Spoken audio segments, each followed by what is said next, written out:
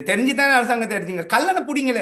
இந்த 4 மாசமாவது செப்டம்பர்ல வந்திருக்காரு. September, October, November, December, ஜனவரி, பிப்ரவரி 5 மாசமாவது ஒரு கல்லணை பிடிங்களே. யோசித்த பிடிச்சிட்டு நாமல் அந்த கிறிஸ்துடைய காசும் யோசித்த இந்த தேசிய ஆட்சியிட இருக்கிற காசுனாலேயா முழு இலங்கையோட பொருளாதாரம் இல்லாம போச்சு.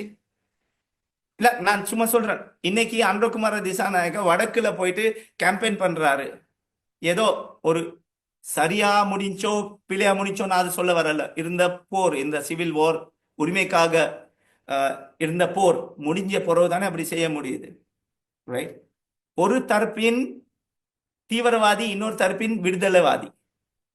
One one side's terrorist is other side's freedom fighter. இதுதான் உண்மை.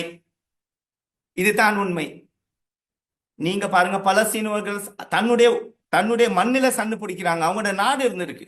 அவங்கள போட்டு இஸ்ரேல் தீவிரவாதம் என்றது. ஆனா பலஸ்தீனவங்க எங்களுக்கு எல்லாம் அவங்க ஃப்ரீடம் ஃபைட்டர்ஸ்.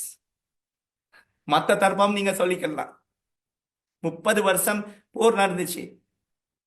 18-20 வயசு அந்த பிறந்த புள்ள, அந்த யாழ் மாவட்டத்திலேயோ அந்த வன்னிலையோ பிறந்த பிள்ளைக்கு அவருக்கு அது தாய் நாடு தானே இருந்திருக்கும். அவருக்கு அதுதானே அந்த மைண்டாலிட்டி. டிவி இல்ல, நியூஸ் இல்ல, ஒன்றுமே இல்லை.